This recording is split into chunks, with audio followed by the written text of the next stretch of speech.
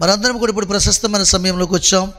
దేవుడు మనతో మాట్లాడి ఆయన వాక్కు చేత మనల్ని బలపరిచే సమయానికి వచ్చాం. ఆయన వాక్కు చేత మనల్ని సరిచేసే సమయానికి వచ్చాం. ఆయన వాక్కు చేత మనకి విడుదల ఇచ్చే సమయానికి వచ్చాం. ఆయన వాక్కు చేత మనల్ని దర్శించే సమయానికి వచ్చాం. ఆయన వాక్కు చేత మనల్ని ఆకర్షించే సమయానికి మనం వచ్చాం. ఆయన వాక్కు చేత అభిషేకించే సమయానికి మనం వచ్చాం. కాబట్టి ఇది ఎలాంటి సమయం అంటే ప్రశస్తమైన సమయము. ఎంతటి ప్రశస్తమైన సమయం అంటే వెండి కంటే, బంగారం కంటే, వజ్రముల కంటే విలువైన సమయము. ఆ సమయం ఎవరు కూడా కోల్పోవద్దు. సమయం ఉండగానే ఏం చేయాలి? దేవుణ్ణి వెతకాలి, వేడుకోవాలి. ఆ సమయం కాత కోల్పోతే వేడుకుందామన్నా మనకు అవకాశం దొరకదు. కాబట్టి యెహోవా దొరుకు కాలం ముందు వెతకడి, ఆయన సమీపంగా ఉండగానే వేడుకున్నాడు. ఇప్పుడు ఆయన మన సమీపంగా ఉన్నాడన్న స్తోత్రం చెప్పండి. ఏమి వినపడలేదు నాకు. ఆయన మనకు సమీపంగా ఉన్నాడన్న వారు బిగ్గరగా స్తోత్రం చెప్పండి. నేను ఆయన సమీపంగా ఉన్న వారు స్తోత్రం చెప్పండి. హల్లెలూయా. దేవునికి మహిమ కలుగును గాక. ఈ దినము దేవుడు మనతో మాట్లాడుతున్న అంశం ఏంటంటే కీడులో మేలు. కీడులో మేలు అనే అంశాన్ని దేవుడు మాట్లాడుతున్నాడు. ఇక్కడ కీడంటే ఏంటి, మేలు అంటే ఏంటి తెలుసుకోవాలి మనం. కీడంటే అపవాది, మేలు అంటే దేవుడు. ఎవరు కావాలి మనకి రెండిట్లో చెప్పాలి మీరు. కీడులో మేలు.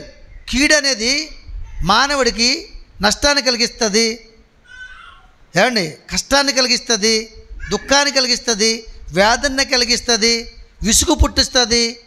ఆఖరికి ఈ బ్రతుకు నాకు ఎందుకులని, చనిపోతే బెటర్ అని నీ చావును నువ్వే కోరుకునే స్థితికి తీసుకెళ్తుంది కీడు. దేవుని స్తోత్రం. మేలేం చేస్తా తెలుసా?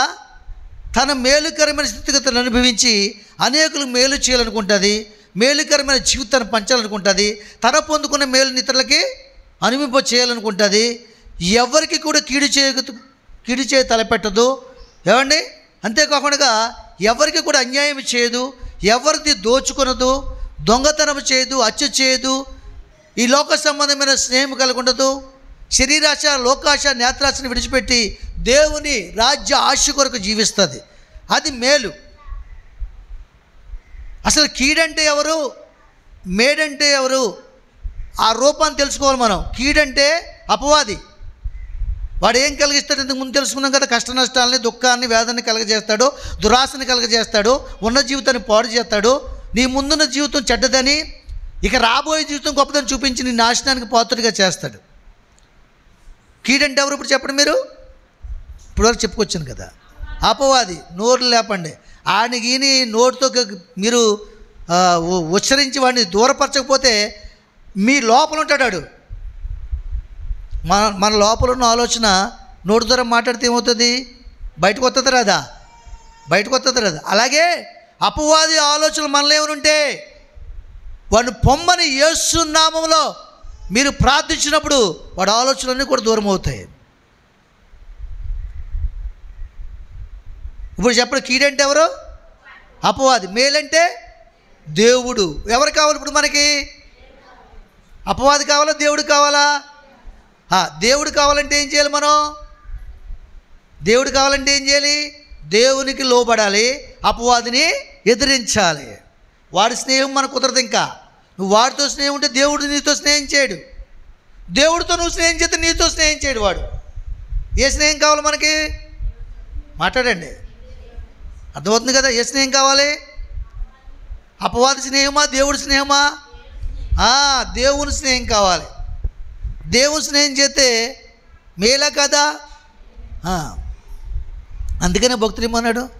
నీతో స్నేహం నాకెంతో మేలయ్యా, నీ సావాసం నాకుంటే చాలయ్యా, నీతో స్నేహం నాకెంతో మేలయ్యా, నీ సహవాసం నాకుంటే చాలయ్యా, నమ్మదగిన నా మంచి యేసయ్యా.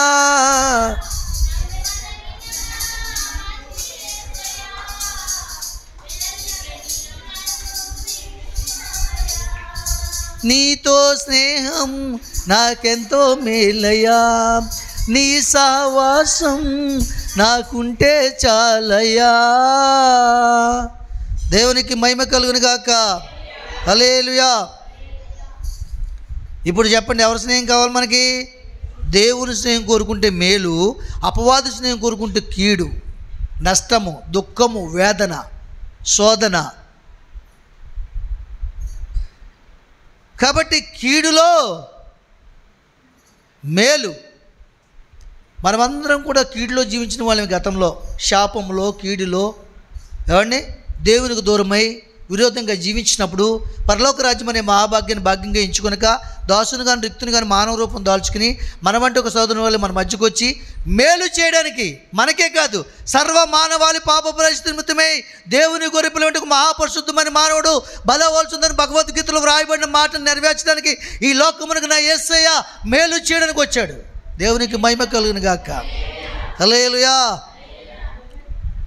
ఈ లోకానికి మేలు చేయడానికి వచ్చాడు. ఏంటా మేలు అంటే ప్రతి మానవుడు కూడా రెండవ మరణాన్ని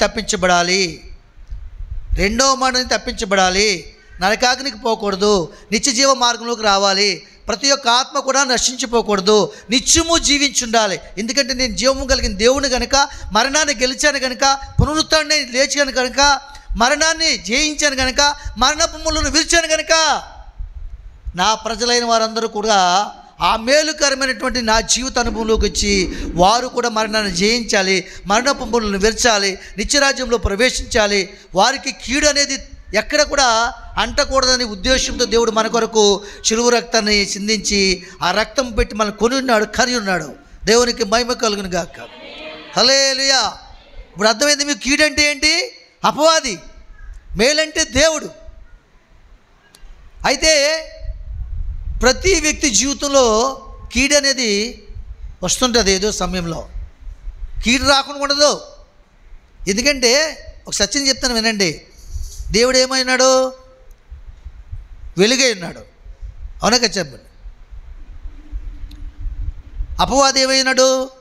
చీకటై ఉన్నాడు. అసలు చీకటి ఉంటేనే కదా వెలుగు విలువ తెలిసేది. అవునా? మన క్రైస్తవులు అనుకోవచ్చు చాలామంది, అసలు దేవుడికి బుద్ధి జ్ఞానములు లేవంటావా? ఈ అపవాదిని మన పక్కన ఉంచడం ఎందుకు? వీడిని లోకంలోకి పంపడం ఎందుకు? వీడి కీడు తలపెట్టడం ఎందుకు? మనం త్రోవ తప్పించడం ఎందుకు? ఇవన్నీ అపవాది వల్ల జరుగుతున్నాయి కదా, దేవుడికి ఆ మాత్రం జ్ఞానం లేదా అనుకునేవారు కూడా ఉన్నారు క్రైస్తవుల్లోను, ప్రజల్లోను. ఏమండి, అది కాదు అక్కడ విలువ. దేవుని విలువేంటో, అపవాది విలువేంటో, దేవుని ప్రేమేంటో, అపవాది ప్రేమేంటో, దేవుడు చేసే మేలేంటో, అపవాది చేసే కీడేంటో నువ్వు గమనించాలి. తెలుసుకోవాలంటే వాడు ఉండాలి ఇక్కడ. చెప్పలు కొడతాం ఒకసారి కదా. మరి అపవాది చేసిన క్రియలను జయించి దేవుణ్ణి మహిమపరచడానికి వాడు ఉండాలి వద్దా? ఉండాలి. అందుకని ఈ లోకము పాపకరమైందని, స్వార్థపరమైందని, బెంకములాడేదని తెలిసి స్వార్థం లేని దేవుడు, ధనాపేక్ష లేని దేవుడు, శరీర ఇచ్చరు కోరికలకు ఏమాత్రం కూడా చోటు లేని దేవుడు, పాపమునకు చోటు దేవుడు, నాలో పాపం ఉందని ఎవడైనా రుజువు చేయగలని ఈ ప్రపంచానికి ప్రశ్న వేసిన దేవుడు ఈ లోకాన్ని ఆయన ఆశించలేదు, కానీ ఈ లోకంలో ఉన్న ప్రజలను మాత్రమే ఆశించాడు. ఆయన చెప్పలు కొడతాం ఒకసారి. ఆయనకు వద్దనుకున్నాడు, ఇది వద్దనుకున్నాడికి అప్పగించాడు. పరలోకం నుంచి భూలోకాన్ని తోసేసి నీకెవరు లోపడతారు వాళ్ళే నువ్వు వశపరుచుకుని వాళ్ళ కీడే చేస్తావో ఏం చేస్తావో చేసుకో, నా ప్రజలను మాత్రం నువ్వు ముట్టుకోలేవు, నా ప్రజల దగ్గర నీ ఆటలు సాగవు, నీ కార్యక్రమాలు సాగవు నా ప్రజల దగ్గర. ఎవరో ఆయన ప్రజలంటే ఎవరో? క్రైస్తవులుగా ఉండి వేషధారులుగా ఉండే వాళ్ళు కాదు, భక్తిహీనులు కాదు, భక్తిలో ఉండి భక్తి తొలగిపోయిన వాళ్ళు కాదు, నమ్మకంగా ఆయన యొద్ద జీవించేవారు. పౌలు వలె, యోసేపు వలె, అబ్రాము వలె, ఇస్సాకు వలె, స్తెఫను వలె నమ్మకంగా కీడులో కూడా దేవుణ్ణి మహింపరిచేవారు, శ్రమలో కూడా దేవుని మహింపరిచే విశ్వాసం కలిగి ఉన్నటువంటి వారు ఆయన ప్రజలు. ఆయన ప్రజలైన వారిని అపవాది ఎంత మాత్రం కూడా ముట్టలేడు. వారి సరిహద్దుల్లోకి వెళ్ళలేడు. వారున్న ప్రదేశం దూరముగా వెళ్ళిపోతాడు. దేవునికి మహిమ కలుగును గాక. హల్లెలూయా. ఎందుకంటే వారు ఎప్పుడు మండుచున్న అగ్నివలే కనబడతారు వాడికి, ఆయన ప్రజలు. కాబట్టి ప్రియులారా, మన దేవుడు మేలు చేసే దేవుడు. ఎంత మేలు చేసే దేవుడు అంటే, అపవాది చేసిన కీడులోంచి నిన్ను రప్పించి నీకు మేలు చేసి నేనున్నా నీతో మాట్లాడి నిన్ను బలపరిచే దేవుడు. చప్పలు కొడతాం. వాడు నీ నాశనాన్ని కోరుకుంటే వాడి చేతిలోంచి విడిపించి దేవుడు నిన్ను బాగు చేసి ఆయన మహిమార్థమై వాడుకుని నిన్ను నిత్యము జీవించేలాగా చేశాడు దేవుడు. గొప్ప మేలే కదా, గొప్ప మేలే కదా. పాపముల చేత అపరాధముల చేత సత్యస్థితిలో ఉన్న మనల్ని, చనిపోయిన వారమైన మనల్ని వాటి నుంచి విడిపించి సజీవులుగా చేశాడు దేవుడు. మేలే కదా. కీడులోనే మేలు ఉంటుంది. కాబట్టి కీడుని తట్టుకోవాలి. మీకు కొంతమంది భక్తులను చూపిస్తాను. యోషోబు కీడు చేయాలని అన్నదమ్ములు తలపెట్టారు లేదా? యోషోబు కీడు చేయాలని అన్నదమ్ములు తలపెట్టారు. ఏనుగులు గోతులు వేశారు, దింపారు, కప్పుదాం అనుకున్నారు. ఈ లోపల పోతీపుర అలాగ వెళ్తుంటే ఒకరికి ధనాపేక్ష కలిగి ఎందుకో పొరుగు దేశం వాడికి అమ్మేద్దాం అని చెప్పేసి అమ్మేశారు. కీడు చేశారు. మన కీడు వదిలిపోయింది, మన చేడు వదిలిపోయింది, మన దరిద్రం వదిలిపోయింది. ఇక తండ్రి మనల్ని ప్రేమిస్తాడు, ఆయన ప్రేమించిన వాడిని దూరం చేశాం కాబట్టి అని వాళ్ళు కీడు చేయాలని ఉద్దేశం చేసి అలాగ చేసి అమ్మివేశారు. అక్కడికి వెళ్ళిన తర్వాత దేవుడు ఏం చేశాడు? ఆయన్ని ఏం చేశాడు చెప్పండి? ఆశీర్వదించాడు. దేవుడే ఆయనతో ఉండి ఆయన చేతితోటి విత్తనాలు వేస్తుంటే ఏమండి కొండల్లో కూడా పంటలు పండి. ఏమండి ఏమైంది అక్కడ? రాజు యొక్క ఆస్తి ఎక్కువైపోయింది. ఇతను వెళ్ళిన దగ్గర నుంచి కూడా అభివృద్ధి కనబడుతుంది. అప్పుడు అతను ఏం చేశాడు? ఆయన్ని ఒక అధికారిగా నియమించాడు. దేవునికి మహిమ కలుగును గాక. హల్లెలూయా. చూపిస్తాను చూడండి, మీకు ఆ వాక్యం చూపిస్తాను చూడండి. ఆదికాండము 50 అధ్యాయము చూడండి. ఆదికాండం చూడండి 50 అధ్యాయము 18, 19, 20 వచనాలు చూడండి.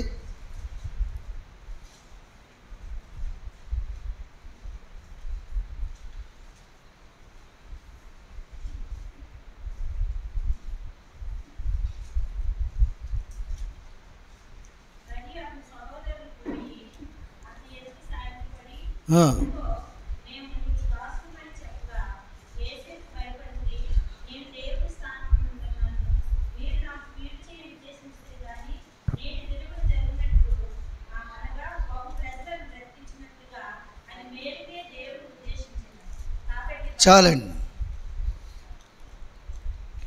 చూసారు ఇక్కడ ఏం చెప్తుండే ఈయన? మరియు అతని సహోదరులు పోయి అతని ఎదుటి సాగిలపడి, ఇదిగో మేము మీకు దాసులమని చెప్పగా, యోసేపు భయపడకుడి, నేను దేవుని స్థానమందున్నానా? మీరు నాకు కీడు చేయ నిర్దేశించదు కానీ నేటి దినమున జరుగుతున్నట్లు అనగా బహు ప్రజలను బ్రతికించినట్లుగా అది మేలుకే దేవుడు ఉద్దేశించును. చూసారా? వీరు చేసిన కీడుని చాలా సంవత్సరాల తర్వాత మేలుగా చూస్తున్నారు వీళ్ళు. అవునా? యోసేపు కీడుగా చేయాలనుకున్నారు, కీడుగా చూశారు, కీడు చేశారు. కానీ దేవుడు ఆయన జీవితంలో ఏం చేశాడు? కీడు చేయ ప్రజల దగ్గరికి తీసుకెళ్ళి మేలుకరమైన ప్రజల దగ్గరికి తీసుకెళ్ళాడు. ఉన్నతమైన మార్గంలో తీసుకెళ్ళాడు దేవుడు. తీసుకెళ్ళి ఏం చేశాడు? అక్కడ ఏం చేశాడు? ఉన్నతమైన అభివృద్ధిలోకి తీసుకెళ్ళాడు. అక్కడ వీరు ఒక దినము వీరున్నటువంటి రాజ్యంలో కరువు వచ్చి మరి ఆహారం కొరకు వెళ్ళినప్పుడు వారు చూసి యోసేపుని చూసి భయపడ్డారు వాళ్ళు. ఎందుకంటే మీరు ఒక జ్ఞాపకం చేసుకోండి, మీకు ఎవరైనా కీడు చేస్తే, మీ దగ్గర ఎవరైనా దొంగలిస్తే, ఏమండి మీ ఎదుట ఎవడైనా మా ఎదుట కూడా మీరు చేయరాని కార్యాలు చేస్తుంటే ఇంటికి వెళ్ళిన తర్వాత మమ్మల్ని చూసి మీరు భయపడతారా? భయపడతారు. నీ ఆత్మ నీకు భయం కలిగిస్తుంది. అర్థమవుతుందా? అలాగా వీళ్ళు చేసిన కీడులు మనసులో ఉంది, కానీ యోసేపు మనసులో లేదు. కాబట్టి వాళ్ళు భయపడి సాగిలి పడిపోరంట. మొఖాలు కనబడకుండానే, మొఖాలు కనబడితే పోలుస్తాడేమని. చూసారా? సాగిలి పడి నమస్కారం చేస్తుంటే అప్పుడు ఆయన ఏమంటాడు? ఆయన చూసి సాగిలిపడి, ఇదిగో మేము నీకు దాసులమని చెప్పగా యోసేపు భయపడకుడి, నేను దేవుని స్థానం మందు ఉన్నానా? మీరు నాకు ఎందుకు సాగిలు పడుతున్నారు? నేను దేవుని స్థానం మందు ఉన్నానా? నేను దేవుణ్ణా అని చెప్తున్నాడు. చూసారా, ఎక్కడ కూడా హెచ్చించుకోలేదు ఆయన. అంటే ఏమంటున్నాడు అక్కడ? మీరు నాకు కీడు చేయని ఉద్దేశించదు కానీ నేటి దినమున జరిగినట్లు ఆయనగా బహు ప్రజలు బ్రతికించినట్లుగా అది మేలుకే దేవుడు ఉద్దేశించాడు. చూసారా, మీరు నాకు కీడు చేయని ఉద్దేశించరు కానీ దేవుడైతే మేలుకే చేసిన. ఎందుకంటే బహు ప్రజలు నన్ను బట్టి ఈ దేశానికి వచ్చి కొంత ఆహారం తీసుకెళ్ళి వాళ్ళ ఆఖరు తీర్చుకునేలాగా దేవుడు నన్ను ఇక్కడ సిద్ధపరిచాడు.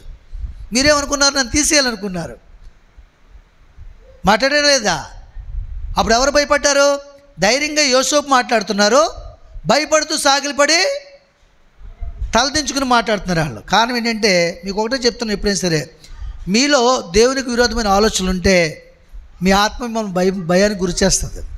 తప్పు చేసిన వాడే భయపడతాడు తప్ప తప్పు చేయని వాడు భయపడ్డు. నేరం చేసిన వాడే భయపడాలి.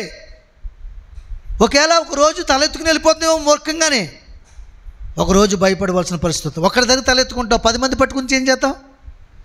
ఒకరి దగ్గర తలెత్తుకుని వెళ్ళిపోతావు, ఎదిరించుకుని వెళ్ళిపోతావు, 10 మంది పట్టుకుని బంధిస్తారు, అప్పుడు తలెత్తుకోలేం కదా. అదనమాట. కాబట్టి ఆయన చెప్తున్నాడు, ఎప్పుడైనా సరే ఎందుకు భయపడుతున్నారు వీళ్ళు? అన్నదమ్ముడు ఆఖరివాడు ఏమండి, వీళ్ళందరూ పెద్దోళ్ళు అయ్యండి. ఎందుకు భయపడుతున్నారు? చేసిన పాపం, చేసిన దురుద్దేశం, కీడు మనసు వీళ్ళని భయానికి గురి చేస్తుంది. ఎక్కడ బంధిస్తాడో, లోపల ఎత్తాడో, 4 దెబ్బలు కొట్టిస్తాడో అని. దేవుని స్తోత్రం. కాబట్టి ఇక్కడ ఏం చెప్తున్నాడు? అది మేలుకే దేవుడు ఉద్దేశించింది కాబట్టి భయపడకుడి, నేను మిమ్మల్ని మీ పిల్లలను పోషించేదని చెప్పి వారిని ఆదరించి వారితో ప్రీతిగా మాట్లాడాడట. చెప్పలు కొడతాం ఒకసారి. మీరు భయపడకండి. ఆయన ఏం మంచి మాటలు చెప్పాడు అక్కడ. ఏం చెప్పాడు? కాబట్టి మీరు భయపడకండి, నేను మిమ్మల్ని మీ పిల్లలను పోషించదును అని వాగ్దానం చేసి ఆ సమయంలో వాళ్ళకి భోజనం పెట్టించి ఆదరించి రూమ్స్ ఇచ్చి ఎంతగానో వారికి మేలు చేసేటట్ట. చూసారా మరి వీరిప్పుడు యోసేపు ఏం చూశాడు? కీడులో మేలుని చూసాడా లేదా? కీడు చేసిన వాళ్ళు కూడా చూస్తారు. మన కీడు చేసాం కదా, మేలుగా మార్చాడు దేవుడని. కాబట్టి నీ జీవితంలో ఏదైనా శోధన వచ్చినప్పుడు, ఏదో నిరుకు వచ్చినప్పుడు, ఇబ్బంది వచ్చినప్పుడు, ఏదో కీడు జరిగిపోతుందని అప్పటికప్పుడు సొంత నిర్ణయాలు తీసుకోకు. నీకు అర్థమవుతుందా? దేవుని చిత్తం కోసం వేచి చూడు, దేవునికి లోబడి ఉండు. ఒకటి కీడు చేస్తున్నాడు, కీడుకు ప్రతికీడు చేయొద్దు. కీడుకు ప్రతికీడు చేస్తున్నాడు, ఆదరిస్తున్నాడు, ఇక్కడ ప్రేమిస్తున్నాడా? ఆదరిస్తున్నాడు, ప్రేమిస్తున్నాడు, వారికి లోబడుతున్నాడు. హల్లెలూయా. కాబట్టి కీడులో మేలు దేవుడు జరిగించడం లేదా యోసేపు జీవితంలో? దాని కళ్ళారా సాక్షి ఎవరైతే కీడు చేసిన వారు చూపించడం లేదా? చూపించాడండి. హల్లెలూయా. ఎందుకు అలా జరిగింది? అన్నదమ్ముల మధ్య చిచ్చు పెట్టడానికి కూడా అపవాది వాడికి లోబడిన మనుషులను వాడుకుంటాడు. మీకు అర్థమవుతుందా? దేవుని పిల్లలకు శ్రమ కలిగిస్తాడు, కానీ ఒక దినాన శ్రమని విడిపించి దేవుడు గొప్ప చేసి వాళ్ళ ముందే నిన్ను గొప్ప చేస్తాడు దేవుడు. వాళ్ళని పాదాల దగ్గరకు వచ్చి నీ శత్రువుని పాదపీఠంగా చేస్తాడు కదా. ఆ వాగ్దానం నెరవేరుద్దా? మరి దేవునికి మహిమ కలుగును గాక. ఆ వాగ్దానం దావీదు జీవితంలో కూడా నెరవేరింది. సకల ప్రజలైతే చాటింపు చేసి ఈ గొలియాతుని ఎదిరించిన వాడికి నా రాజ్యాన్ని ఇస్తాను, నా కుమార్తెనిచ్చి వివాహం చేస్తానని ప్రకటన చేసినటువంటి సౌలు మహారాజు ఏం చేశాడు? వచ్చాక దేవుని కృపను బట్టి, దేవుని శక్తిని బట్టి జయించాక అతని మీద పగబట్టాడు. కేవలం చిన్న మాట పగరాడానికి ఏమీ లేదు. సౌలు 1000 కొలది, దావీదు 10,000 కొలది ప్రకటన చేశారు. అందరూ మహింపరిచారు ప్రజలందరూ కూడా. అది తప్పా రైటే చెప్పండి మీరు? న్యాయమా కాదా? ఇప్పుడు ఈయన భయపడిపోయి ప్రజలందరినీ కూడా వాడి పాదాల కింద పెట్టాడు. ఆయన ధైర్యం తెచ్చుకుని చిన్నోడేం చేసి దేవుని మీద ఆధారపడి వాడిని జయించి సంహరించాడు. ఇప్పుడు ఎవరికి గొప్ప రావాలి చెప్పండి మీరు? ఏమ్మా, చిన్నవాడైనప్పుడు కూడా దావీదుకి కదా గొప్ప రావాలి. అందుకనే దావీదు 10,000 కొలది, సౌలు 1000 కొలది అన్నారు వాళ్ళు. నేను రాజునే ఏంటి నన్ను కనపరిచినట్టుగా నువ్వు చేసుకున్నావేటి? దేవుని అభిషేకాన్ని కోల్పోయావు. కోల్పోతే అలాగే ఉంటుంది. అర్థమైందా? నీకంటే చిన్నవారు అభివృద్ధిలోకి వస్తారు, నీకంటే వెనకాల మందిరానికి వచ్చిన వాళ్ళు అభివృద్ధిలోకి వస్తారు. వాళ్ళ రోగాలు పోతాయి, వాళ్ళకి నెమ్మది ఉంటుంది. కానీ ఎన్నో సంవత్సరాలు కొంటే నీకు మాత్రం రోగాలు వెలుబడి చేస్తుంటాయి, శ్రమలు వెలుబడి చేస్తుంటాయి. కీడుని ఇంట్లోంచి పోదు, ఎందుకంటే కీడు అనే మనసు నువ్వు కలిగి ఉన్నావు కాబట్టి. ఎవడైతే కీడు తలపెడతాడో వాడి ఇంటి అది సుఖ నివాసం చేస్తుందని దేవుని వాక్యం తేటగా తెలియపరుస్తుంది మనకి. గతంలో చెప్పాను లేదు మీకు, ఎవడైతే కీడు తలపెడతాడో వాడి ఇంట కీడు నివాసమో చేస్తుందట. అది ఆడి కీడు చేయకుండా బయటికి వెళ్దట, ఆ ఇంటికి కీడు చేయకుండా బయటికి వెళ్దట. దేవునికి మహిమ కలుగును గాక. ఇప్పుడు సాక్ష్యం కనపడుతుంది కదా, యోసేపు కీడు చేశారు, కీడేమని ఉద్దేశించింది వాళ్ళని. ఆ కీడేమైంది? కరువు రప్పించింది, అక్కడ ఆహారం లేకుండా చేసింది, అడుక్కునే పరిస్థితిని తీసుకొచ్చింది, మరలా ఇక్కడే ఆశ్రయించగా చేసిందా లేదా? ఆ పరిస్థితి వాళ్ళని బట్టి ఆ దేశమంతటికి దేవుడు కరువు రప్పించాడు, ఆయన నామాన్ని మహింపరచుకోవాలని. అది నీతో పాదు, నీ వంశంతో, నీ కుటుంబంతో, నీ రక్త సంబంధం అందరినీ ఏర్పాటు చేస్తుంది. అది దేవునికి మహిమ కలుగును గాక. కీడే కదా, 2 అక్షరాలు కదా, ఏముందలే అనుకుంటున్నావేమో, బహు భయంకరమైన పరిస్థితి. దావీదు కీడు చేయాలని అప్పటి నుంచి తలపెట్టాడు, తరిమాడు చంపాలనుకున్నాడు. అనుకున్నాడా లేదా? ఆఖరికి రోజు దావీదు అనుచరుల చేత చిక్కాడు. సౌలు చంపేస్తానని చేయమన్నాడు. ఒక మాట సెలవిస్తే ఈటితో పొడి చంపేస్తామన్నారు. అసలు నా యజమాడు కొరకు, దేవుని అభిషేకించిన వాడి కొరకు, సేవకుని కొరకు ఈ ఆలోచన రావడానికి నీకు ఎవరు అధికారం ఇచ్చారని అడిగాడు. అనుసరులను అడిగాడా లేదా? న్యాయం తప్ప మాట్లాడాడు. అక్కడ నిద్రలో ఉన్నటువంటి ఆ మాటలు అతను విన్నాడు. నాకును అతనికి దేవుడే న్యాయం తీర్చును కాక నేను దేవునికి అప్పగించాను, మీరెవరు పక్క తీర్చుకోవడానికి, మీరెవరు ఈ మాటలు మాట్లాడడానికి? ఈరోజు అతని విషయంలో ఆ మాటలు మాట్లాడుతున్నారు, రేపొద్దున నా విషయంలో కూడా మీరు మాట్లాడితే నాకు కూడా కీడు తలపెడతారా మీరు అని అడిగాడే లేదా?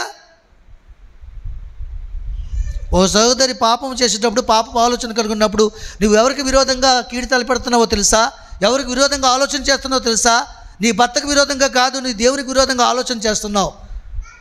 నీ సేవకునికి, సంఘానికి విరోధంగా ఆలోచన చేస్తున్నావు, నీ కుటుంబానికి విరోధంగా ఆలోచన చేస్తున్నావు, నీ భర్తకు విరోధంగా ఆలోచన చేస్తున్నావు, నీ భార్యకు విరోధంగా ఆలోచన చేస్తున్నావు, నీ అన్నదమ్ముడికి విరోధంగా ఆలోచన చేస్తున్నావు. దీనివల్ల పగ, ద్వేషము మీ కుటుంబంలో ఏలుబడి చేస్తుంది, క్షామం తీసుకొస్తుంది, శబ్దమైన కుటుంబం మార్చబడతారు, విలువ పాడు చేసుకుంటావు అని ఎవరికైనా చెప్పడం జరుగుతుందా?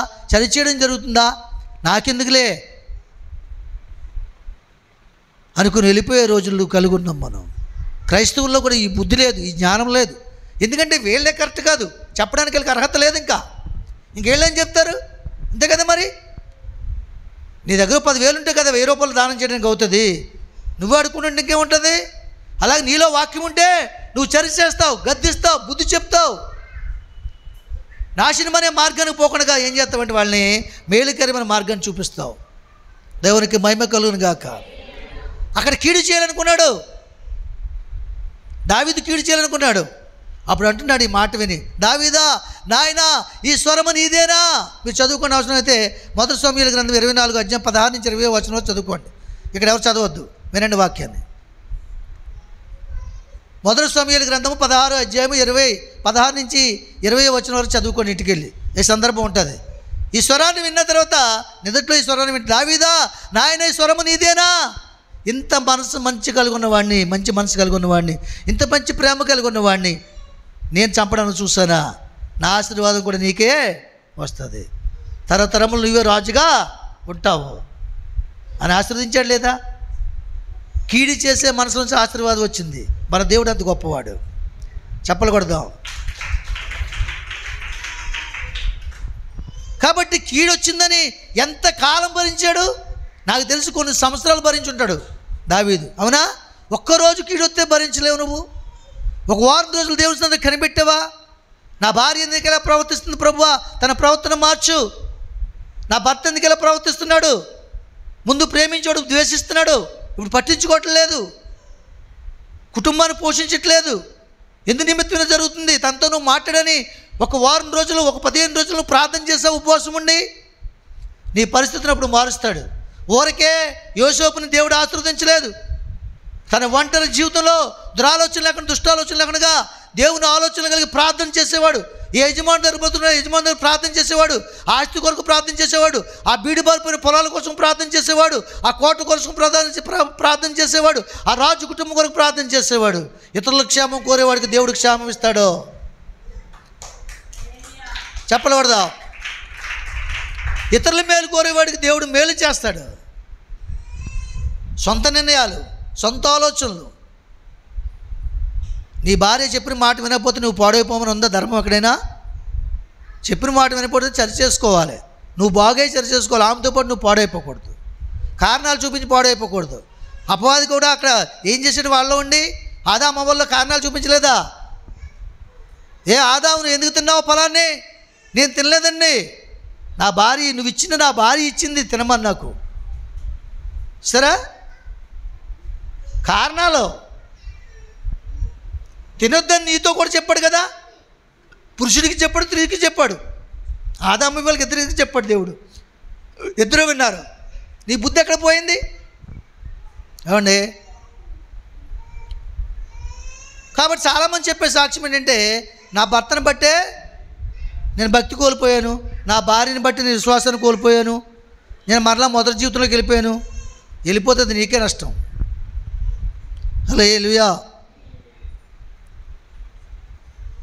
కాబట్టి దేవుని సందర్భం కీడులో మేలు చూడాలి. మనం కీడు వచ్చిందని చెప్పేసి కీడుకు లోపడిపోకూడదు, మరి కీడుగా మారిపోకూడదు. షద్రాక మేషక అబేద్నెగోలు దేవుని నామాన్ని మహింపరుస్తుండగా వాళ్ళ విశ్వాసాన్ని ఎక్కడ కనిపెట్టారు చెప్పండి? రాజు కానీ, బంత్రోతులు కానీ, సైన్యాధిపతులు కానీ షద్రాక మేషక యొక్క విశ్వాసాన్ని ఎక్కడ కనిపెట్టారు తెలుసా మీకు? ఎక్కడ కనిపెట్టారంటే, కొంతమంది ఎవరిని పెట్టిన రాజు ముఖదర్శనం కోసం రాజు ఇచ్చిన ఆహారం పెట్టి ఒక రూమ్లో పెట్టి వాళ్ళు పోషించారు 40 దినాలు. ఎవరైతే రాజు ముందుకు వెళ్ళినప్పుడు అందంగా ఉండాలి, సౌందర్యంగా ఉండాలి, వాళ్ళ ముఖంలో నీరసం ఉండకూడదు, ఏ విధంగా నిశ్శత్తువు చూపించకూడదు, రాజుకు మెచ్చుకున్నట్లుగా ఉండాలని రాజు ఆహారాన్ని కూడా వాళ్ళకి సిద్ధపరిచి ఇచ్చారు. అక్కడ షద్రాక మేషక అబేద్నెగోలు ఆ యొక్క న్యాయాధిపతి వచ్చినప్పుడు వాళ్ళకి ఆహారం సిద్ధపరిచినప్పుడు అది ఎంత మాత్రం కూడా మాకు వద్దన్నారు వాళ్ళు. ఎందుకు వద్దంటే, మా దేవుడు మాకు శక్తిని ఇస్తాడు, బలం, మాకు ప్రార్థనా శక్తి ఉంది, మేము ఈ ఆహారం రాజు ఆహారమే తీసుకోము. ఎప్పుడు ఏ ఆహారం అయితే తీసుకుంటున్నామో అదే శాకాహారము, అదే కాయగూరల భోజనం తింటాం తప్ప ఈ 40 రోజుల భోజనమే తినాం. ఎందుకంటే రేపు తర్వాత మాకు దొరకదు కదా. మన యాశం ఎప్పుడు ఒకలాగా ఉండాలి. నీకు అర్థమవుతుందండి? దేవుడు దాన్ని ఆశీర్వదిస్తాడు. ఈవేళ ఉంది కదని చెప్పేసి ఒకటి కోటి చెడు వేసుకుంటే ఆ కోటి చిరిగిపోయి ఏం చేస్తావు? చిరిగిపోయిన కోటి వేసుకెళ్తావా? వేసుకెళ్ళకు. ఏం వేసుకెళ్తావు? మామూలు బట్టలు వేసుకో. అప్పుడేమంటారు? కోటి అయిపోయిన తర్వాత తాకటెట్టేసి పెట్టంటారు. అవునగా చెప్పండి, చూసిన జనాలకి.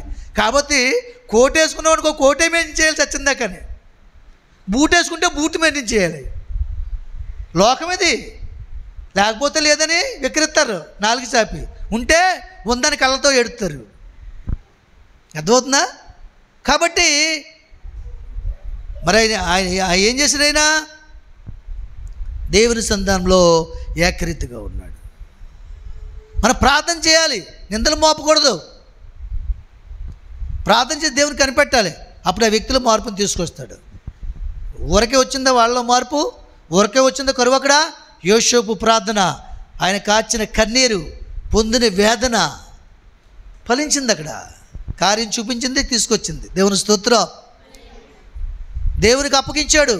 తరుముతుంటే ఆఖరికి ఒక రోజు భార్య ఉన్నప్పుడు ఇంట్లో ఉందామని వెళ్ళినప్పుడు కూడా అక్కడ కూడా మనుషులు పంపించాడు. మేకలు తప్పించిందేదా? ఒక్క నిమిషం కూడా లేకుండా పారిపోయాడు. ఎంత భయంకరమైన పరిస్థితులు అవన్నీ కూడా. ఏమండి, ఎంత భయంకరమైన పరిస్థితులు అవి. భరించడం లేదా? దేవునికి అప్పగించాడు. దేవుని సందులో కనిపెట్టినప్పుడు నువ్వు మేలు చూస్తావు. నువ్వేం చేస్తావంటే దేవునికి అప్పగించావు. సేవకునికి చెప్పో నీకు వచ్చిన శ్రమని ప్రార్థన చేయమనో, అది తీసుకొచ్చి సమాధానపరచో, నీ సొంత నిర్ణయాలు తీసుకుంటావు. దానివల్ల ఏమవుద్దంటే నష్టం కలుగుతుంది, నష్టం ఎక్కువ అవుతుంది. దేవుని సన్నిధానంలో దేవుని మీద ఆధారపడినప్పుడు దేవుడు కీడును కూడా మేలుగా మారుస్తాడు. నమ్మాలి. నువ్వు చెప్పలకూడదు. అపవాది మీద ఆధారపడితే రాబోయే మేలును కూడా నాశనం చేసి కీడుగా మార్చేస్తాడు వాడు. హల్లెలూయా. కనుక దేవుని సందులో షద్రకు మేషకు అబేద్నెగోలు అక్కడ చూపించిన విశ్వాసాన్ని రాజు దగ్గర తీసుకొచ్చాడు. ఎవరు? అక్కడ విన్న ప్రజలు. కొంతమంది వినలేదా? న్యాయాధిపతి వినలేదా? రాజు దగ్గర తీసుకొచ్చాడు. అయితే వీళ్ళు ఎలాగంటున్నారా, నేను వీళ్ళ ముందు సవాలు పెడతాను, ఆ సవాల్లో ఏం చేస్తారో చూద్దామని చెప్పేసి రాజు దగ్గరికి వచ్చాక నేను తయారు చేసిన ప్రతిమకి నమస్కరించండి అన్నాడా లేదా? రాజా, ఓ నెబుకద్నెజరు, మా దేవుడు మమ్మల్ని రక్షించగల సామర్థ్యము శక్తి కలిగినవాడు. ఒకవేళ రక్షించకపోయినా నువ్వు చూపించిన ప్రతిమని నమస్కారము చేయము, చనిపోయిన దేవుని ఎదురు చేరిపోతాం. చప్పలు కొడతాం ఒకసారి.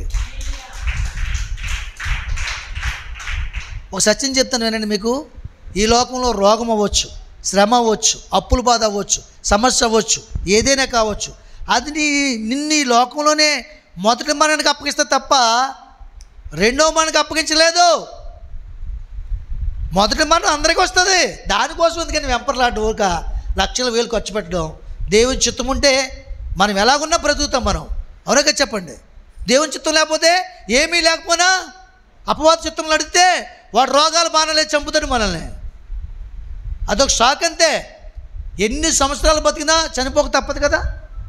70 సంవత్సరాలు బతికినా, 80 సంవత్సరాలు, 60 సంవత్సరాలు చనిపోక తప్పదు.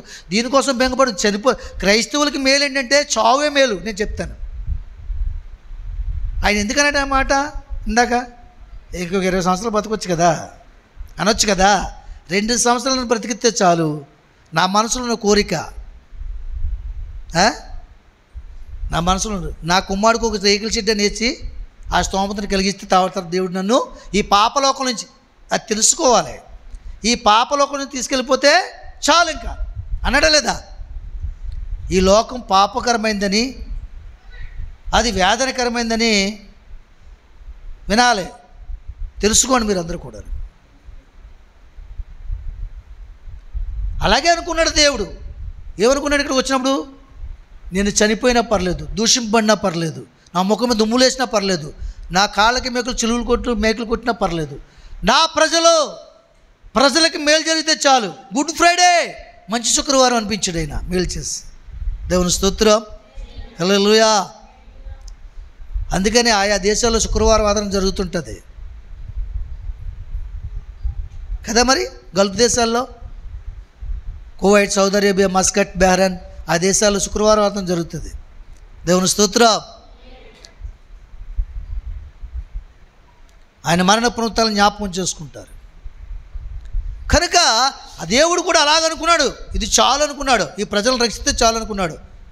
కానీ దేవుడు అలాగే విడిచిపెట్టలేదు. చనిపోయిన ఆయన్ని బ్రతికించి పునరుత్థానుడిగా చేసి, సజీవుడిగా చేసి, ఏమండి మనలో కూడా ఆ సజీవమైన రాజ్యాన్ని స్థాపించి మన కొరకు ఆ రాజ్యాన్ని చేరడానికి ఇప్పటికీ కూడా మనతో మాట్లాడి మనల్ని ప్రేమించి బలపరుస్తూనే ఉన్నాడు ఆయన. చప్పలు కొడదాం. హల్లెలూయా. షద్రకు మేషకు అబేద్నెగోలు అలాగే సవాలు వచ్చినప్పుడు వాళ్ళు అన్నప్పుడు రాజు ఇంకా కోప్పడి అగ్నిగుండం వేడి చేసినప్పుడు వారు చనిపోయారా? వారు కీడు జరిగిందో చెప్పండి మీరు. కీడు జరిగిందా మేలు జరిగింది? వాళ్ళకి దేవుని కోసం నిలబడితే మేలే జరుగుతుంది. దేవుని కోసం జీవిస్తే మేలే జరుగుతుంది. దేవుని చిత్తం జరిగితే మేలే చూడగలవు నువ్వు. కీడు ఎంత మాత్రం నీ యొద్దకు రాదు. ఆమేన్. అది చేయలేక ఇవన్నీ అనుభవిస్తున్నాం మనం. ఈ అనుభవించడం కష్టమా? అది చేయడం కష్టమా? ఈ అనుభవించడమే కష్టం. ఏమ్మా అవునగా చెప్పండి. నీ గుండెలో నొప్పి వచ్చేస్తుంటే భరించడం కష్టమా? లేకపోతే ఆ గుండెలో మంచి ఆలోచనలు పెట్టుకుని దేవుని నామాన్ని పాడుతూ మహిమపరుస్తూ ఉండడం మంచిదా? చెప్పండి. దేవుని పాటలు పాడడానికి, దేవుని ఇష్ట ప్రకారంగా పాపం లేక జీవించడానికి ఏమైనా ఖరీదు తెచ్చుకోనాలా?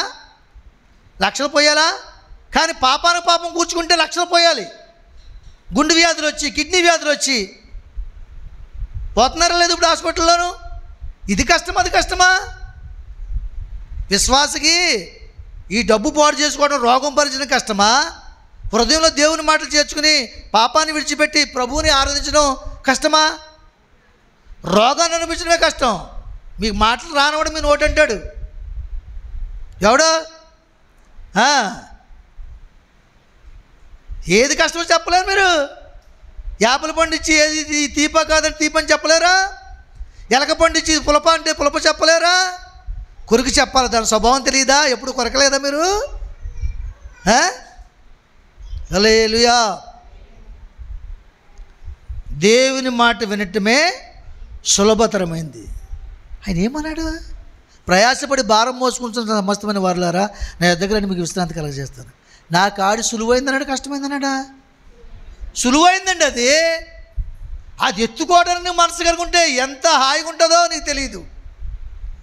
అందులో ఎంత సంతోషం ఉంటుందో. ఆ కాడి నీ భుజానుంటే, ఆ వాక్యం అనే కాడి నీ భుజానుంటే, నీ మెడ మీద ఉంటే, నీ మెడకు అలంకరణ, నీ కంఠం నుంచి మంచి మాటలు, పరిశుద్ధత, పరిశుద్ధ అభిషేకము, దేవుని శక్తి నీలో నింపబడుతుంది. నీవు ఎవరి మీద చేసి ప్రార్థించక స్వస్థత జరుగుతుంది. ఏ మనిషి గురించి మేలుకరమైన మాట జరుగుతుంది. నువ్వు మాట్లాడుతుంటే అనేకుల్లో మార్పు అనేది జరుగుతుంటుంది. అప్పుడు వారు నిన్ను గణపరుస్తుంటారు. దేవునికి మహిమ కలుగును గాక. నా కాడి సులువైనది.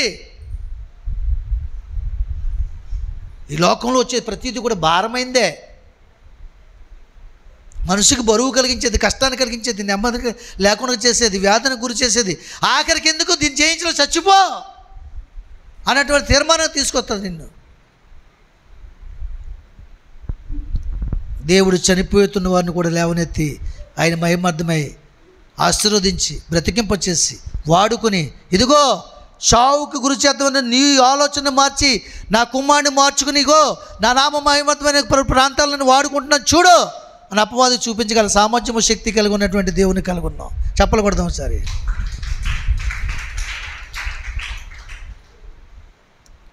ఆ షద్రాక్ మేషక్ అబేద్నెగోలకి కీడు తలపెట్టాడు రాజు. కీడు జరిగిందా? ఎవరి పక్షంగా ఉన్నారు వాళ్ళు? దేవుడు పక్షంగా ఉన్నారు కాబట్టి దేవుడు మేలు చేశాడు. పట్టి బంధించి రాజు అగ్నిలో పడవేయ, పట్టి బంధించి రాజు అగ్నిలో పడవేయ, నాలుగో వాడుగా కనబడలేదా? ఓ భక్తుడా రాజు రమ్మని పిలవాలేదా?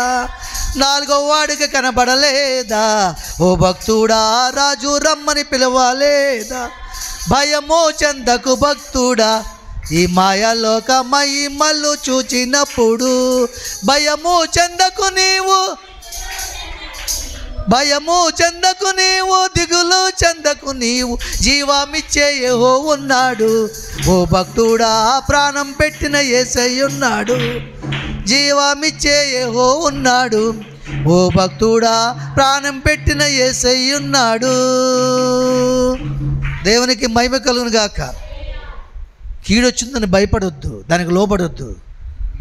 దేవుని సన్నిధానంలో కనిపెట్టి ప్రార్థన చేద్దాం, జయించు. కీడులో మేలు దాగుందా లేదా చూసామా లేదా? దానియేలు కీడు చేయాలనుకున్నారు చుట్టూ ఉన్నవారందరూ కూడా. దేవుడు మేలు చేసాడా లేదా? దానియేలు ఎవరి కోసం నిలబడ్డాడు? కీడు పక్షం నిలబడ్డాడు, మేలు పక్షం నిలబడ్డాడా? మేలు పక్షమైన దేవుని పక్షం నిలబడ్డాడు. ప్రాణాన్ని సైతం లెక్క చేయలేదు. నీకు ప్రాణం పోయేంత బాధ వచ్చేస్తుందా కీడు? లేదే. మానవులైన మీరు, భక్తులైన మీరు ఎంత అయితే మీరు సహించగలరో అంత స్వాతంత్రం నేను ఇస్తాను, అయినను దాని నుంచి విడిపిస్తాను అంటున్నాడా లేదా? హల్లెలూయా. నువ్వు సహించలేనంత శోధన, భరించలేని బాధ నీకు ఎప్పుడు వస్తుందంటే, దేవునికి వేరు చేస్తాడు అపవాది. ఆయన హస్తాల నుంచి నీకు తప్పిస్తాడు. అప్పుడు వస్తుంది నీకు బాధ. అప్పుడు దేవుడి సహాయం నీకు దొరకదు. దేవుడి సహాయం దొరకలేనప్పుడు ఏమవుతావు? నువ్వు నశించిపోతావు. వాక్యం అంటే ఇష్టం ఉండదు, ఆరాధన అంటే ఇష్టం ఉండదు, గద్దింపు అంటే ఇష్టం ఉండదు, మంచి మాటలు అంటే ఇష్టం ఉండవు, మంచి చెప్పు వారి మీద పగబెడతావు. ఇవన్నీ ఇలాంటి మనసు వస్తుంది మనకి. కాబట్టి ప్రియులారా, దేవుని సంధానంలో మరి దానియేలు కూడా కీడు చేయాలనుకున్నారు. మేలు చేసాడా లేదా? దేవుడు మేలు చేశాడు. సింహాల భూములు వేస్తే ఎవరైతే కీడు చేశారో ఆ తదుపరి రాజు తెలుసుకుని వారి కుటుంబాలను వేసినప్పుడు వాళ్ళలో ఒక ఎముక కూడా లేకుండా నమిలి మింగి వేశాయి. అవునక చెప్పండి. దానియేలుగా పని చేయగలిగాయా? లేదు. కారణం ఏంటి? దానియేలు ఎవరి పక్షంగా ఉన్నాడు? దేవుని పక్షంగా ఉన్నాడు. సింహాలంటి భయంకరమైన శ్రమలు, ఇరుకులు, ఇబ్బందులు వచ్చినా నీకు ఏ హాని చేయవు. ఎందుకంటే దేవుడు నీ పక్షంగా ఉన్నాడు, నువ్వు దేవుని పక్షంగా ఉన్నావు. అపవాదంటే కీడు, మేలంటే దేవుడు. కాబట్టి ప్రతి కీళ్ళలోనూ మేలు చూడాలి. మేలులో మేలు చూడడం గొప్ప కాదు. సంపాదించిన వాడు సంపాదిస్తుంటే గొప్ప కాదు. ఒక దరిద్రుడు అడుగుతున్న వాడు సంపాదించి ఒక మినిస్టర్ అయితే గొప్ప. అవునగా చెప్పండి. చెప్పకూడదు, దేవుని మహిమపరచండి. సంపాదించిన వాడు సంపాదిస్తే ఆస్తిపడేది గొప్ప ఏం కదా. అది వాడికి ఆస్తి ఉంది కాబట్టి సంపాదించుకుంటారు అంటారు. కానీ ఒక పేదవాడు అడుక్కునేవాడు రూపాయి పోగు చేసి బ్యాంకులో దాచి ఒక చిన్న స్మార్ట్ షాప్ పెట్టి ఆ స్మార్ట్ షాప్ని షాపింగ్ మాల్ చేసి షాపింగ్ మాల్ ఈరోజు కేఎఫ్సి యజమాని గురించి తెలుసా మీకు? కేఎఫ్సి చికెన్ యజమాని గురించి మీకు తెలుసా? కొంతమందికి ఆ కేఎఫ్సి అంటే కూడా కొంతమంది తెలియదు, కొంతమంది తెలుసు. కేఎఫ్సి అంటే ఓన్లీ చికెను వాళ్ళు బాయిల్ చేసి మంచి ఆహారం తయారు చేసి అమ్ముతుంటారు. కనీసం ఒక బాక్సు మ్యాక్సిమం 800-1000 ఉండొచ్చు, 300-400 కూడా వచ్చిందంటే ఇప్పుడు. ఏమండి, ఆయనకి ఏమీ లేదు తెలుసండి. ఆయన ఒక హోటల్లో పనిచేసుకుంటూ ఉండేవాడు. చిన్న బిజినెస్ స్టార్ట్ చేయాలనుకోండి, ఇందులోనే దాన్ని తాలూకు చేసి దేవుని మీద ఆధారపడి ప్రార్థన చేసుకుని వ్యాపారాన్ని ప్రారంభించాడు. ఈరోజు ప్రపంచమంతా బ్రాంచీలే ఆయనవి కేఎఫ్సి. అది గొప్ప కదా. ఆయన చరిత్ర ఎందుకు చెప్పుకుంటున్నప్పుడు మనం బాగా పేదవాడు, లేనివాడు, పని చేసుకునేవాడు ఈరోజు కేఎఫ్సి అధినేత, కోట్లకు అధిపతి. కోల్గేట్ తెలుసు కదా మీకు, కోల్గేట్ పేస్టు. ఆయన కూడా అంతే, తల్లిదండ్రులు లేని వ్యక్తి, పేదవాడు, అడుక్కునే స్థితిలో ఉన్నటువంటి వాడు అండి. దేవుడు అతన్ని ఆశీర్వదించనని ఒక ఆలోచన చేసి ఆయనకి ప్రార్థన జీవితాన్ని బట్టి, విశ్వాసాన్ని బట్టి ఆ పేస్ట్ స్టార్ట్ చేస్తాడు దేవుడు. అదేమైంది ఇప్పుడు? కాల్గెట్. కాల్గెట్ అంటే ఏంటి? కోల్గేట్ అంటారు మన వాళ్ళు. కోల్గేట్ కాదు, కాల్గెట్ అంటే దేవుడు నిన్ను పిలుస్తున్నాడు. అవును కదా అబ్బాయి? దేవుడు ఆయన్ని పిలిచాడు, ఆశీర్వదించాడు. కారణం ఏంటి తెలుసా? అతను ఆ చిన్న వయసులో దేవుని మీద ఆధారపడ్డాడు. ఈరోజు ఎన్ని పేస్ట్ వచ్చినా సరే కోల్గేట్ పేస్ట్ని కొట్టే పేస్టు లేదు. కోటీశ్వరుడు అయ్యాడు. కాబట్టి దేవుని ప్రియమైన జనాంగమా, సంగమా, దేవునికి లోబడండి, ఆశీర్వాదానికి వారసులుగా ఉండండి, అపవాదం ఎదిరించండి, కీడులోనే మేలు చూడండి. వాడు కీడు చేసి నీకు ఆనందించాలనుకుంటున్నాడు, కానీ వాడి కీడుని జయించి దేవుని సంతోషపరచండి, మీరు ఆనందించండి. వాడిని దుఃఖానికి గురి చేయండి, గుండెలు బాదుకుని ఏడాలాడు. దేవుని స్తోత్రం, హల్లెలూయా. ఏడాలంటే విశ్వాసంతో ప్రార్థన చేయాలి, యథార్థంగా జీవించాలి, దేవుని శక్తిని అనుభవించాలి. ఇలాగే ఆయన ఒక సుదీర్ఘ ప్రాంతం ప్రయాణం చేసి వెళ్తున్నప్పుడు ఆ త్రోవ పక్కన మామిడి తోట ఉందంట. ఆ మామిడి తోటలో పెద్ద మామిడి చెట్టు ఉంది. ఆ చెట్టు దగ్గర వెళ్ళి అలసిపోయి పండుకున్నాడట. ఈ నడిచి రావడం, చెమట పట్టి అన్నీ అలసిపోవడం వల్ల బాగా నిద్ర పట్టిందంట. కొంత సమయానికి బాగా ఫుల్గా నిద్రపోతున్న సమయంలో ఒక 2 మామిడికాయలు పైనుంచి ఇతని తల మీద పడ్డాయటండి. పడితే నిద్ర భంగం అయిపోయి లేచాటండి. లేచి ఆ చెట్టుని, ఆ కాయల్ని, ఆ చెట్టుని పెట్టిన దేవుణ్ణి దూషిస్తున్నాడంట. ఇంత పెద్ద చెట్టు, ఇంత పెద్ద పెద్ద కొమ్మలు ఉంది, ఇంత రావు ఉంది చెట్టుకి, చిన్న చిన్న కాయలు పెట్టి అడిగినా ఇవేమన్నా పడి నా నిద్ర భంగం చేసాయి, దరిద్రపు మామిడికాయలు అని చెప్పేసి కాయలు దూషించడం, చెట్టుని దూషించడం, చెట్టుని అక్కడ పెట్టిన దేవుని దూషించడం జరుగుతుందంట. అలాగ అనుకుని మనసులో లేచిపోయాడంట. లేచిపోయినా ఇంకా లేచేలా నిలబడలేదు. 2 పెద్ద త్రాసుపాములు పైనుంచి కింద పడ్డాయంట. ఇతను పడుకున్న స్థలంలో లేచి పడ్డాయట. ముందుగా ఆ 2 మామిడికాయలు కనుక దేవుడు అతని మీద వేయకపోతే ఆ 2 త్రాసుపాములు కరిచి చనిపోతాడు. అప్పుడు ఆలోచన వచ్చిందంట, నిజంగా దేవుడు చాలా గొప్పవాడు, ఈ మామిడి చాలా గొప్పది, మంచిది, ఆ కాయలు కూడా చాలా మంచివి, ముందుగా నన్ను లేపాయి, లేకపోతే నా భార్య పిల్లల ముఖం చూడకుండా పోదును నేను అని తెలుసుకున్నాడంట. నిజానికి ఆ మామిడికాయలు పడడం వల్ల అప్పుడే కొంచెం నొప్పి కలగవచ్చు, ఆ నిద్ర భంగం కలగవచ్చు, కానీ తర్వాత మేలు జరిగిందా లేదా?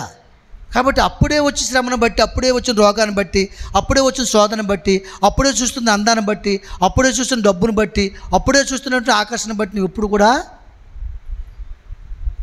పాడు చేసుకోవద్దు. శాశ్వతమైన వెనకాల ఉంది, దానికోసం వేచి చూడాలి మనం. ఆ శ్రమ ఇందాక మనం పాడుకున్నాం కదా, యేసయ్య నీ కృప తలంచగానే నా శ్రమలు నాకు అనిపించలేదని అనుకున్నాం కదా. ఆయన తలంచుకో, శ్రమ వచ్చినప్పుడు కారణాలు వద్దు. దేవుడు నీకు ఇచ్చిన దాని విశ్వాసాన్ని, భక్తిని, రక్షణని గట్టిగా పట్టుకో. ఏ స్థలమందైతే ఈయన మంచిగా మారాడు, ఈయన అన్నీ విడిచిపెట్టాడు అని మాట నువ్వు బయటకు వచ్చిందో ఆ మాట జీవితకాలం కాపాడుకోవాలి. నువ్వు చనిపోయి కూడా ఆ స్థలంలో ఆ మాట బయటికి రావాలి. ఆయన రక్షణ పొందుకున్నాడండి. ఇక్కడ గుడిచుండేది ఇల్లు కట్టుకున్నాడు, అన్నీ విడిచిపెట్టాడు, మంచి సాక్షిగా జీవించిన పేరు నువ్వు చనిపోయి కూడా ఇవ్వాలి. దేవుని నామాన్ని మహింపరచాలి.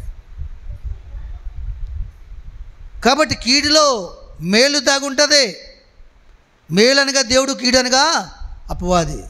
అపవాది జయించాలంటే దేవుడికి లోబడి ఉండు, మేలును అనుభవించు.